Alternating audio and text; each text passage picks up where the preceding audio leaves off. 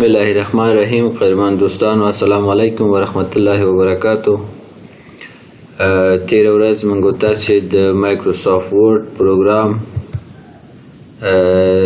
د انسرټ ټیب تر هیډر او فوټر پورې وایلو. نن زموږ تاسو نوې درس ټیکس کې ده. لومړی هم موږ تاسو ټیکس باکس لرو. ټیکس باکس په واسطه موږ تاسو کولای شو چې داخل دی یو ټیکس باکس کې لیکنه وکړو. تیار څه جوړ شوی ټیکس باکس دی، هر یو چې تاسو خوښه وي ته کولای شئ چې هغه انتخاب کړئ او په هغه ټیکس باکس کې لیکنه وکړئ. دا ټول د ټیکس باکس تیار جوړ شوی یا ریډیمیډ فارمټونه دي، نو تاسو کولای شئ چې له دې څخه یو انتخاب کړئ او په هغه کې بیا لیکل وکړئ. فرض کړئ زه دا ټیکس باکس انتخابوم او له دې څخه وروسته کولای شم چې په دې کې زه ایډیټ وکړم او لیکل وکړم. دا لیکل زه ټول سلیکټوم او ډیلیټوم، له هغې څخه وروسته زه راځم هغه خپل لیکنه په دې ځای کې پیسټ لیکم. نو په دې طریقه باندې موږ تاسو کولای شو مختلف ټیکس باکس راواخلو او لیکل پکې وکړو. بیا هم ټیکس باکس ته راځم او له هغې څخه وروسته دا ټیکس باکس انتخابوم او دا لیکل پاکوم او له دې څخه وروسته خپل یو څه لیکل پکې کوم. فرض کړئ یو څلور پاراګرافه په دغه ټیکس باکس کې هم لیکم. دا ټیکس باکس کولای شو چې له دې ځایونو څخه کوچنی او لوی هم کړو. فرض کړئ دا انتخابو ورته دا هم لویولی شو.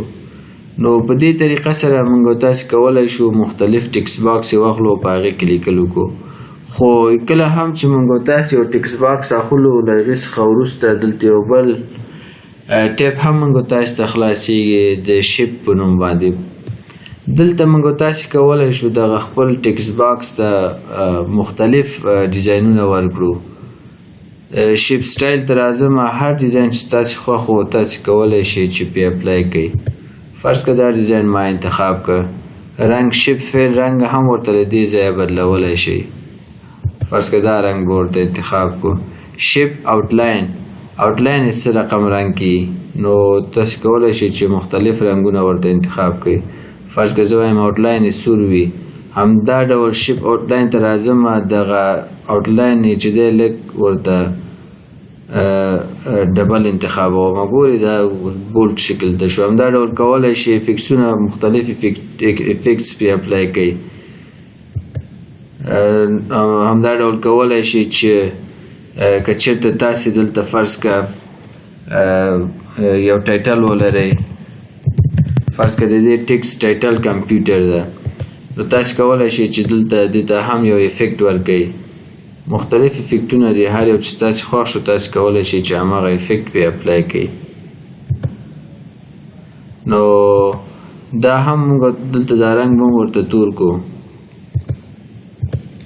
نو دا هم موږ تاسې سره د ټیکس باکس خبره وه چې موږ تاسې کولی شو ټیکس باکس اډ کړو. له هغې څخه وروسته به ټیکس باکس کولی شو چې مختلف فارمټونه هم پې اپلای کړو.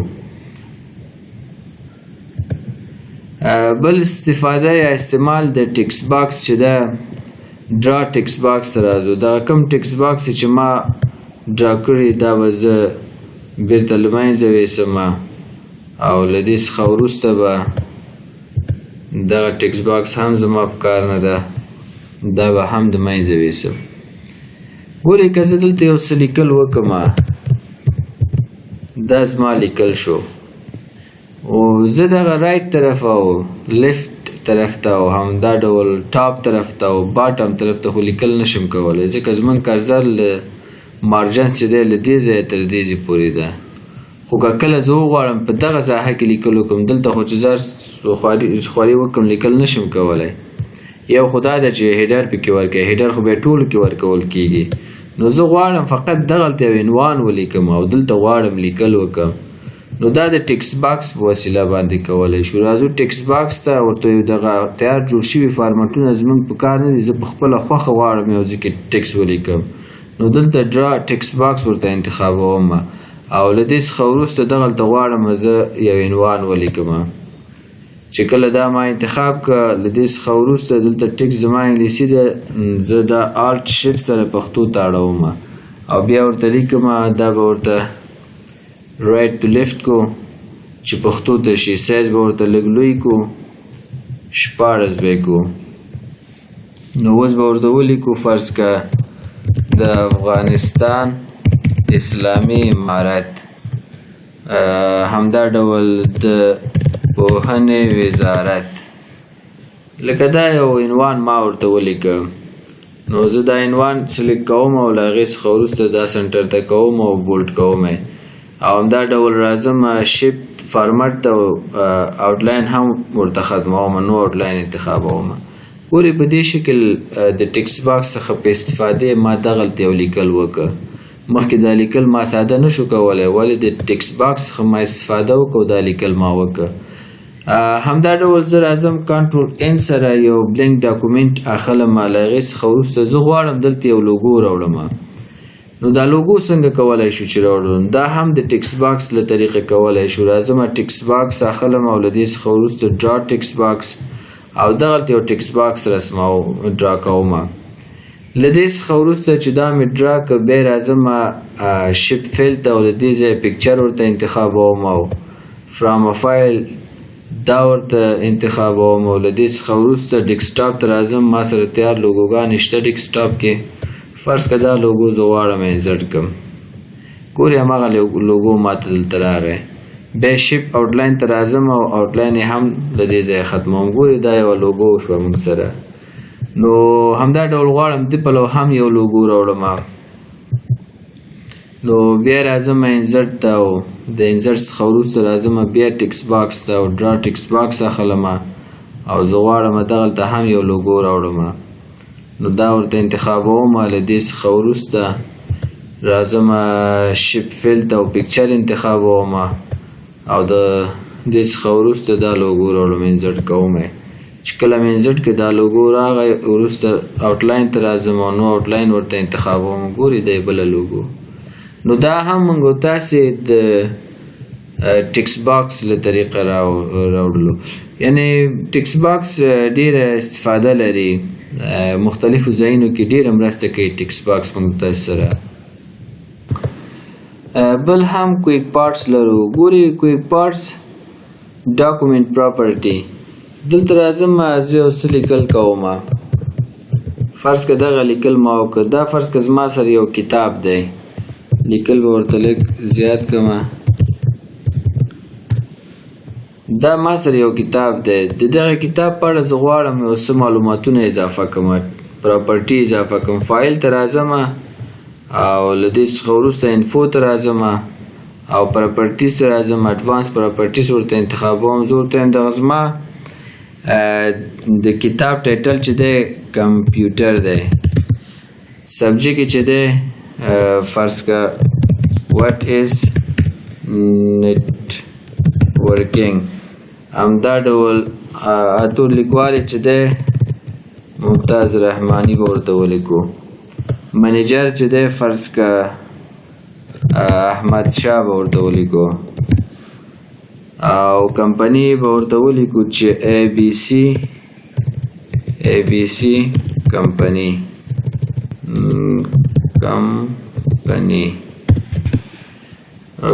فرض که یو کمنټ به هم دی ته ولیکو کمنټ به ولیکو چې this is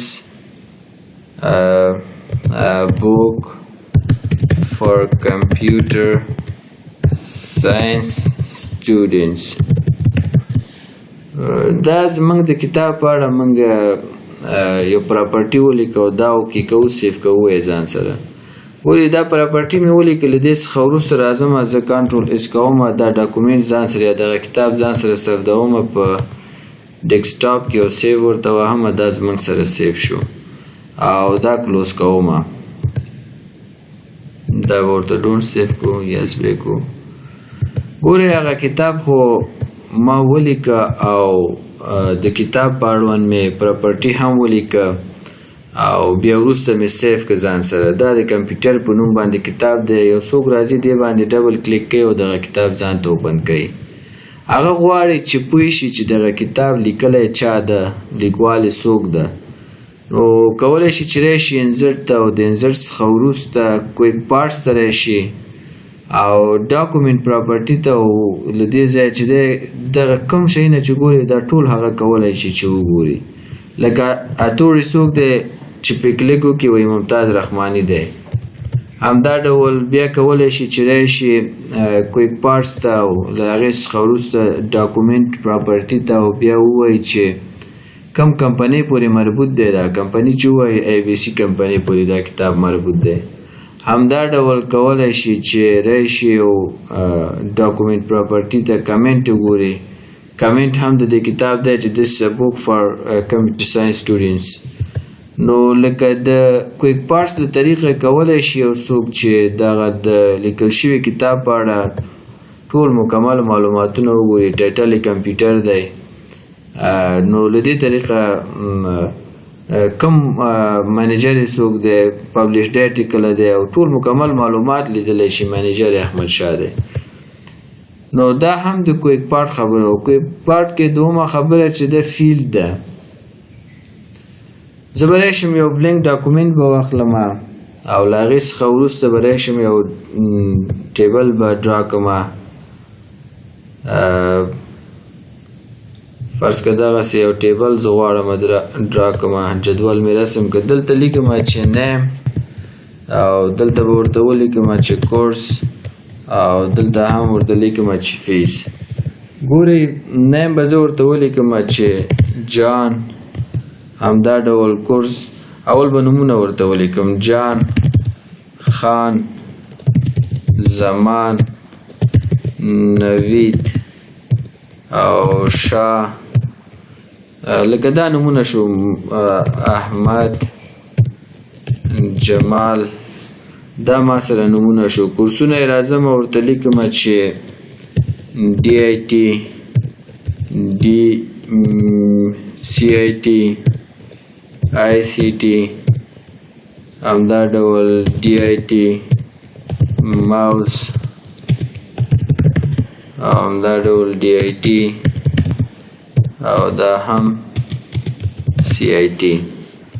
اوس راځم د دې فیسونه لیکم. فرض که DIT فیس 4000 افغانۍ، CIT 3500 افغانۍ، همدا ډول دا 3000 افغانۍ، DIT 4500، ماوس 3000، همدا ډول DIT 4500 او CIT چې دی بیا هم 3000. ګورئ دغه معلوماتونه ما ولیکل. دې څخه وروسته راځم دا زه به ورته انزرټ ته راشم او له هغې څخه وروسته دلته به راشم او له دې څخه وروسته به ورته ټیبل ډیزاین انتخاب کړم. دغه کم جدول چې ما جوړ کړ په ورډ پروګرام کې زه غواړم د دغه ټولو پیسو ټوټل وباسم. ټوټل دلته زه درېږم چې کله هم دلته ودرېدم د دغه پیسو ټوټل دلته زما په کار ده. زه راځم انزرټ ته او هغې څخه وروسته کویک پارټس ته راځم او بیا فیلډ ورته انتخابوم. چې کله مې فیلډ ورته انتخاب کړ فرموله تیار انتخاب دی او له هغې څخه وروسته زه فرموله باندې کلیک کوم او نور هېڅ غرض نه کوم. هر څه تیار خپله لیکل شوي دي. نو له دې څخه وروسته اوکې کوم. دغه پیسې ټول ما ته جمع کړلې. دا زما ټوټل شو. دا هم زما ټوټل شو.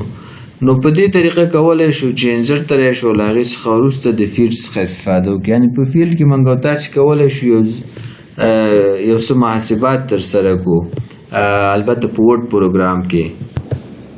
همدا ډول کویک پارټس ته راځو او بلډینګ بلاکس ته راځو. بلډینګ بلاکس ارګنایزر.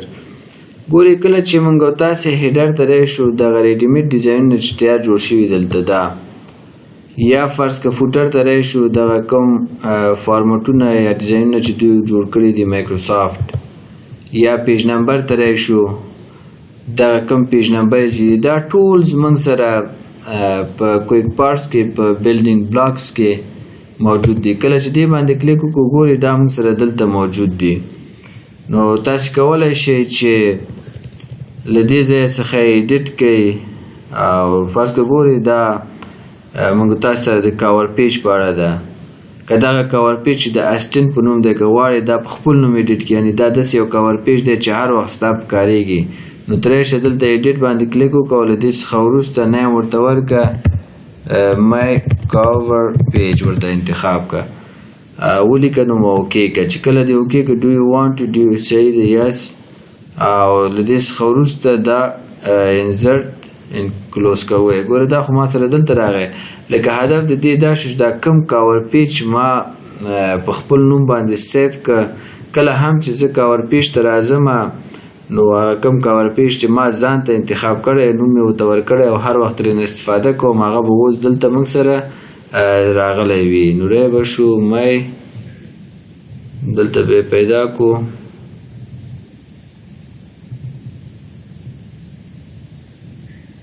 مای کاور پیج، ګورئ دلته مای کاور پیج راغلی. همدا ډول هر یو کاور پیج چې تاسې په خپله خوښه ځان ته ډیزاین کوئ او له هغې څخه وروسته یې په خپل نوم سیف کړئ او ګالري کې موجود وي او هر وخت چې تاسې غواړئ په اسانۍ ترېنه استفاده کولی شئ. بله خبره هم موږ تاسې دلته ورډ آرټ لرو. د ورډ آرټ څخه هدف دا دی چې موږ تاسې کولی شو یو عنوان ته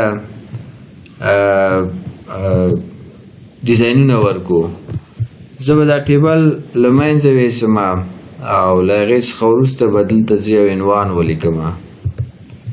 فرض که زه عنوان لیکم دا سایز به ورته لږ غټ کړم، د افغانستان اسلامي امارت. لکه دغه عنوان ما ولیکه. دې ته غواړم زه ځینې ډیزاینونه او ځینې فارمټونه پې اپلای کړم. زه دا ټول سلیکټ کوم او له دې څخه وروسته ورډ آرټ ته راځم وایي کوم ډیزاین غواړئ چې په دې باندې اپلای کړئ. دا ډیزاین پې غواړم اپلای کړم. نو دلته فارمټ شیپ فارمټ ټیب یې موږ ته خلاص کړو. نو دلته اوس مختلف ډیزاینونه دي، تاسې کولی شئ چې په خپله خوښه ورته ډیزاینونه ورکړئ. فل هم ورته کولی شئ. همدا ډول دلته مختلف ډیزاینونه دي کولی شئ چې ورته اضافه کړئ.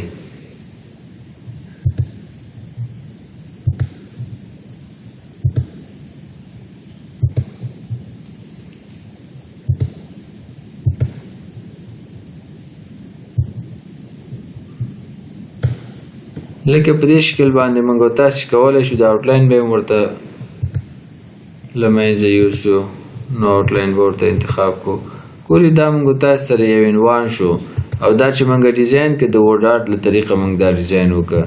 نو دا هم موږ سره د ورډ آرټ کار ده چې یو عنوان د دې په واسطه کولی شو د دې کمانډ په واسطه چې ډیزاین ورته ورکړو. لکه مختلف ډیزاینونه پې اپلای کړو. فرض که دا خو زمونږ او ستاسې عنوان شو. اوس راځم دلته یو څه لیکل زه کوم. اول به دا انګلیسي ته واړوم او وروسته به یو 4 پاراګراف ولیکم. ګورئ دا لیکل ما وکړه او له دې څخه وروسته راځم ډراپ کیپ ته. ډراپ کیپ څخه هدف څه شی دی؟ فرض که دغه لیکل چې ما کړی دغه وي زه غواړم چې ډراپ کیپ کړم. کله چې دا انتخاب کوم ورته نو دلته ډراپ کیپ ما ته آن شي او له دې څخه وروسته ډراپ ورته لیکم. ګورئ دغه وي موږ سره لوی که بعضې کتابونو کې او بعضې مجلو کې اخبارونو کې تاسې لیدلی چې یو حرف په دې شکل لوی شوی وي. نو دې ته ډراپ کیپ وایي. دا تاسې کولی شئ چې له دې کمانډ څخه وکړئ. ان مارجنز چې کله ورته انتخاب کړو دغه ډراپ کیپ باید په مارجن کې موږ تاسو ته ولیکل شي. پخوا چې دی مارجن کې نه ولې اوس ډراپ کیپ مارجن کې ولیکل شو. همدا ډول ډراپ کیپ اپشنز ته راځو. چې کله ډراپ کیپ اپشنز ته راغلو نو دلته څو ډیزاینونه دي تاسو کولی شئ چې انتخاب کړئ. دا ورته اوکې که ګورئ په دې شکل تاسو ته راوړي. همدا ډول ډراپ کیپ اپشنز ته راځم او زه ورته وایم چې دا ډراپ کیپ چې دی لاین ټو ډراپ څو لاینونه ډراپ کړي. زه وایم 2 لاینونه. نو دا به 2 لاینونه ډراپ کړي. اوس ګورئ 2 لاینونه ډراپ کړي. 1 لاین 2 لاینه. په دې بیرته کلیک کوم او بیا راځم ډراپ کیپ ته او اپشنز ته او له هغې څخه وروسته زه ورته انتخابوم چې 5 لاینونه ډراپ اوکې کوم. ګورئ اوس 5 لاینونه ډراپ کړه. بل خبره په دې کمانډ کې دا ده چې ډراپ کیپ اپشن سره راغلو نو ډیسټنس فرام ټیکس له دغه ټیکس سره دا ډراپ کیپ څومره فاصله ولري اوس 0 دی زه ورته وایم یاره 0.5 فاصله ولري ګورې دلته فاصله هم زیات شو دا موږ سره د ډراپ کیپ خبره وه بل خبره دلته سیګنیچر لاین دی ګورې فرض کړه دغه زموږ او ستاسې یو لیکل دی یو ډاکومنټ ده زه غواړم دلته خپل سیګنیچر هم واچوم نو راځم دلته سیګنیچر ته او مایکروسافټ آفلاین سیګنیچر ورته انتخابوم او له دې څخه وروسته زه غواړم چې سیګنیچر دلته واچوم دلته ورته لیکم چې دا سیګنیچر د ممتاز رحماني دی صحیح دی او هغې نه وروسته ورته اوکې کوم چې کله مې اوکې که ګورې ممتاز رحماني ولیکل شو ولې سیګنیچر اوس دلته څرنګه واچو موږ سره خو هغه د ډیوایس نشته چې موږ تاسې په هغې باندې لیکل وکړو او هغه موږ ته مستقیما جی پی جي ته واړی او هغه موږ دلته راوړو لکه هغه بایومیټریک سیستم خو دلته موږ سره نشته نو د دې لپاره ساده طریقه دا ده چې خپل سیګنیچر دلته راوړو ری به شم او دلته به پاورپاینټ پروګرام به اوپن کړم او کله مې چې دا اوپن کړ دلته به زه یو سیګنیچر خپله فرض کړه دا زما سیګنیچر دی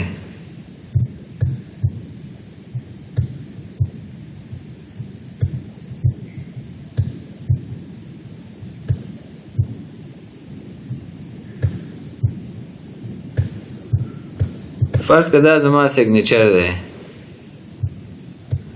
راځم کنټرول اس کوم دا ځان سره سیف کوم په همدغه ډاکومنټ کې به سیف کړم خو سیف از جی پی جي به یې کړم او وروسته سیف به ورته ووهم چې دا ما سره نوم به یې ورته بدل کړم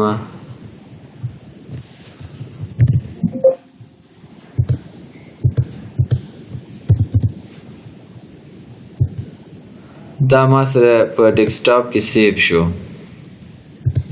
دا به هم ورته ډونټ سیف کو ګورې دلته ډیسکټاپ کې ما سره زما سیګنیچر سیف شو بیرته زه راځم خپل ډاکومنټ ته دلته خو ما خپل نوم لیکلی ولې سیګنیچر زما نشته دلته ډبل کلیک کوم سیګنیچر خو ما ځان ته جوړ کړ په پاینټ کې یس کوم یې ورته او له دې څخه وروسته زه راځم ورته سیګنیچر خپله انتخابوم چې زما سیګنیچر په کوم ځای کې دی نو هماغه سیګنیچر زه ورته انتخابوم دلته ماته یو میسیج راکړه before you can وایي دا فایل اول ځان سره سیف که بیا سیګنیچر واچو نو زه راځم کنټرول اس او دا فایل لیکم چې مې فایل فرض کې نوم مې ورته ورکړو بیا راځم دا فایل هم ډیسکټاپ کې سیف کوم ګورې دا فایل زما سیف شو سیګنیچر مې پکې واچو او راځم دلته سیګنیچر مې لا نه دی اچولی فقط سیګنیچر او فارمټ مې راوړی او سیګنیچر هم پکې اډ کوم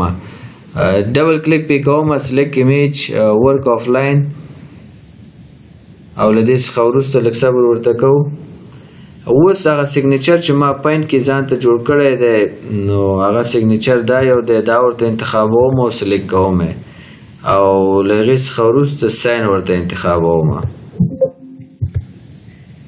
ګورې هغه زما سیګنیچر دغه د راغی خو سیګنیچر ډېر کوچنی مې لیکلی او بولډ او ډبل خط باندې نه و چې دلته صحیح ښکاره شوی وی نو دا سیګنیچر اوس زموږ راغی که دلته زه اوس یو څه لیکل کوم یا بل څوک راځي دغه فایل چې ما ولیکلو دغه ډاکومنټ او خپل سیګنیچر مې پکې واچو دا هغې ته ورکوم هغه په دې کې ایډیټ نشي کولی که چېرته هغه وغواړي چې دلته ایډیټ اني وی ووهي له هغې څخه وروسته دا ایډیټ کولی شي ولې زما سیګنیچر له منځه ځي ګورې دلته ایډیټ اني وی وهم او دلته edit will remove the signature ګورې دلته یو میسیج یې ماته راکړه که تاسې غواړئ وایي چې دغې ډاکومنټ یا د فایل کې لیکلو کې سیګنیچر له منځه ځي چا چې تاسې ته دا فایل لیږلی هغه په دې پوهېږي چې بیا تاسې په دې کې ایډیټ کړی زه وایم یس ګورې اوکې سیګنیچر له منځه لاړه او اوس پکې ایډیټ کولی شو ولې اوس هغه چا چې دغه فایل کې سیګنیچر اچولی او چې باید اضافي لیکل پکې ونه شي هغه په دې پوهېږي چې دلته خو زما امضا نشته ولا دا ایډیټ انیوی شوی او دې کې تغییرات راغلي او لیکل شوي دي نو دا هم زموږ سره د سیګنیچر موضوع وه بل هم ډیټ ان ټایم لرو ګوري ډیټ ان ټایم فرض که دغلته زه غواړم یو ډیټ هم واچوم یو ډیټ هم زه غواړم دغه خپل فایل کې اضافه کوم ډیټ ان ټایم باندې چې کلیک وکړم ګوري موږ ته دغه مینو دغه څه راځي باکس راځي او دلته کولی شو چې مختلف تاریخونه دې واچو یو لانګ تاریخ دی او شارټ تاریخ دی زه ورته وینسډے 12 د مارچ 2015 کال دا انتخابوم او ورته اوکې کوم ګورې راسن به دا تاریخ موږ ته دلته واچول شي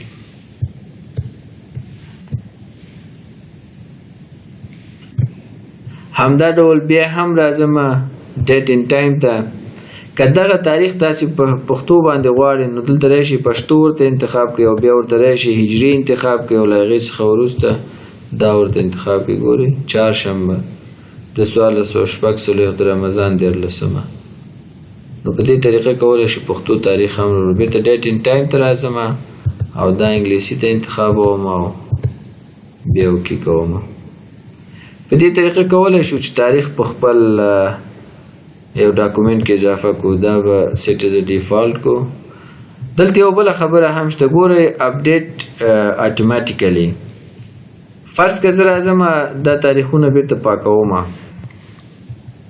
اوس راځم ډیټ ان ټایم ته زه ورته وایم چې دا تاریخ زه غواړم چې ایډ کړم په خپل ډاکومنټ کې خو کله چې دا په همدغه حال کې دا چیک آن نه او زه دا اوکې کړم دا ایډ کېږي ولې دا سټیټیک په دې معنا باندې چې دغه تاریخ خپله چې هره ورځ تېرېږي دا تاریخ نه بدلیږي دا سټیټسټیک دی نو همدا ډول کولی شو چې راشو ډیټ ان ټایم ته زه ورته وایم همدغه تاریخ راوړه خو دا چیک ورته آن کوم چې کله مې دا آن کړ نو دا ډینامیک تاریخ ته وړي دا اوکې کوم نن وینسډے 12 د مارچ دی سبا دا تاریخ په خپله وینسډے ترسډے او 14 د مارچ 2015 کال ته وړي دا به په خپل حالي ولې دا چون ډینامیک ما ورته انتخاب کړی دا اپډیټ کېږي هره ورځ په خپله بله خبره هم دلته د آبجیکټ ده ګورئ چې کله هم زه په آبجیکټ باندې کلیک وکړم او له هغې څخه وروسته کریټ فرام فایل او بیا براوز ته راشم زه غواړم چې کمپیوټر باندې کلیک کوم او دا انسرټ کوم نو دغه د کمپیوټر کوم فایل چې ما لیکلی هغه به ما سره دلته راشي خو از ا پکچر به راشي دا اوس وګورئ دا از ا پکچر ما سره راغلی دی کې لیکل ډېر زیات و دا از ا پکچر ما ته راغلی ده نو په دې شکل باندې موږ او تاسې کولی شو چې یو لیکل چې په ورډ فایل کې هغه ځان ته د پکچر په شکل باندې راوړو د آبجیکټ په وسیله باندې آبجیکټ سلیکټ کوو له هغې څخه وروسته کریټ فرام فایل او بیا براوز ورته انتخابو او د هغې څخه وروسته لکه زه غواړم مای فایل سره زه دغه مای فایل زه از آبجیکټ ځان ته راوړم نو کلیک پې کوم او اوکې کوم دا از آبجیکټ ما ته راځي چې کلیک پې وکړم دا اوس د یو عکس یا د یو آبجیکټ په شکل ما سره راغی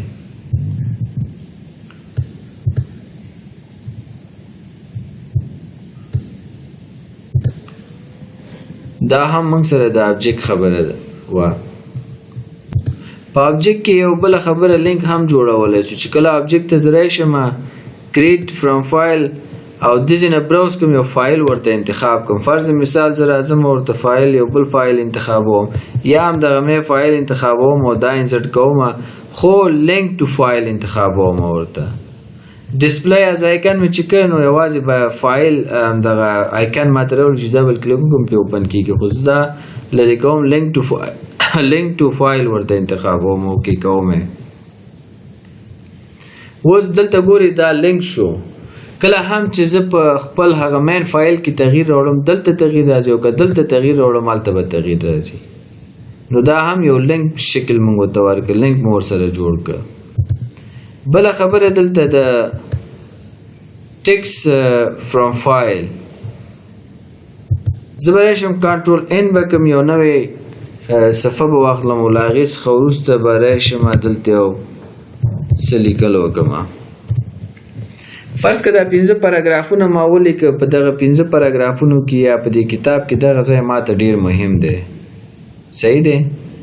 دا ماته ډیر مهم دی. زه دا بولډ کوم او بیا راځم انسرټ ته او له هغې څخه وروسته زه بوکمارک ته راځم او ورته لیکم چې امپورټنټ، یعنی دا ضرور ده اډ کوم. ګورې دا ما امپورټنټ ولیکو، له دې څخه وروسته راځم دا فایل ځان سره سیف کوم، ډیسکټاپ باندې سیف. دا ما سره سیف شو.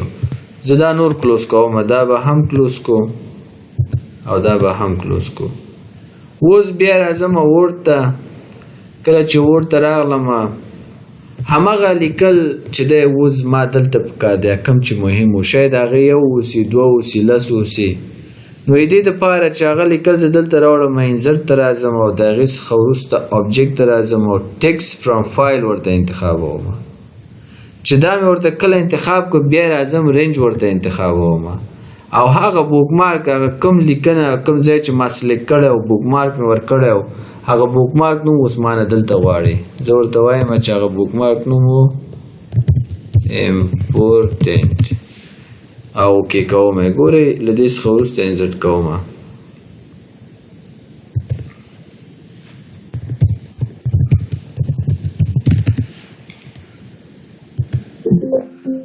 فایل نیم ورته چې فایل نیم زه وګورم چې دلته زمونږ هغه د شي په نوم سیف کړی و، دا مجبور چې بیرته کلوز کو او دلته راشو او فایل ما پرووایډ ویډیوز، دا فایل ما ډېر په غټ نوم سیف کړی، دا به رینیم کړم، فرض کړه د خان په نوم به یې سیف کړم. اوس مې چې د خان په نوم سیف کړ بیرته به ورډ ته راشم، بیا به انسرټ ته راشم او د انسرټ څخه وروسته آبجکټ ټکسټ فرام فایل به ورته انتخاب کو، رینج به ورته انتخاب کو او اوس به دلته ورته امپورټنټ ولیکو او اوکې به یې کو. دلته به فایل نیم ورته ولیکو چې خان او بیا به ورته ولیکو چې انسرټ. چک د فایل نیم وی غلط دی. نو په دې طریقې سره کولی شو چې موږ تاسې ځان ته هماغه کوم ځای چې بوکمارک کړی او راوړو. طریقه یې همدا ده چې موږ فرض کړه دا خان په نوم باندې ډاکومنټ ځان سره سیف کړی، بل ورډ پروګرام ته راځو، بلینک ډاکومنټ اخلو او له هغې څخه وروسته انسرټ ته راځو او بیا آبجکټ ته راځو او ټکسټ فرام فایل انتخابو. له دې څخه وروسته راځو هماغه خپل فایل چې کوم نوم دی هغه ورته دلته انتخابو. ډیسکټاپ ته به راشو، خان په نوم فایل دی او بیا وروسته رینج ورته انتخابو او بیا ورته فرض کړه هغه بوکمارک ما ورکړی و امپورټنټ په نوم او دا به اوکې کړم ورته ګورئ رینج امپورټنټ او انسرټ به یې کړم. دا چې زما د بوکمارک ډز ناټ ایگزیسټ، دا چې ولې نه راځي کوم فایل شاید مسینګ وکړي، خو دا طریقه ده تاسې خپل کمپیوټر کې وکړئ، دا طریقه ده حتما راځي. د نن دپاره همدغومره درس بس، د سبا انشاءالله سمبولز باندې خبرې کوو. مننه.